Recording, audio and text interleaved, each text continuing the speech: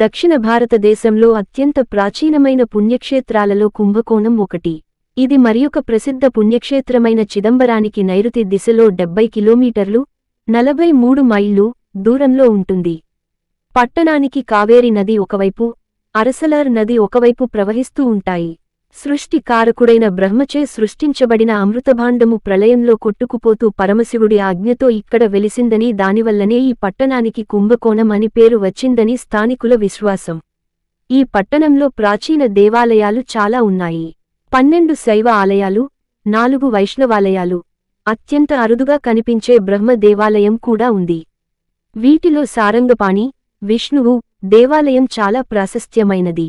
దీని మధ్యలో ఉండే గోపురం దేవాలయ సముదాయంలోకెల్లా అతి ప్రాచీనమైనది, ఎందుకంటే 12 మంది వైష్ణవాళ్వార్లలో 8 మంది దీని ప్రాశస్త్యాన్ని కీర్తించడం జరిగింది. శ 1300 నుండి 1700 మధ్యలో నాయక్ రాజులు ఈ ఆలయాన్ని పలుదశల్లో విస్తరించడం జరిగింది.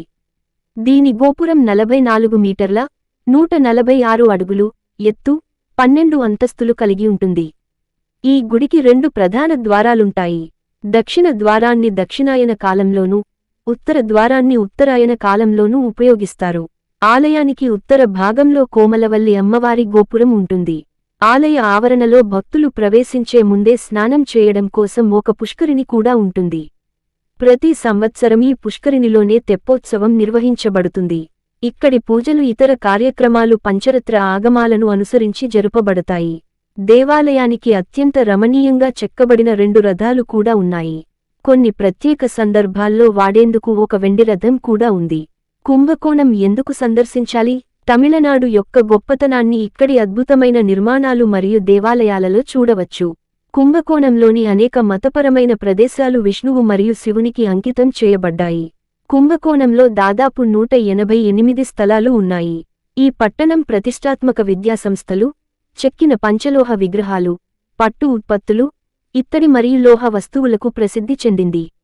మరియు ఇక్కడి దేవాలయాలు వాటి సున్నితమైన స్తంభాలు, గోడలపై ఊహాత్మక చిత్రాలు మరియు పౌరాణిక కథలకు ప్రసిద్ధి చెందాయి.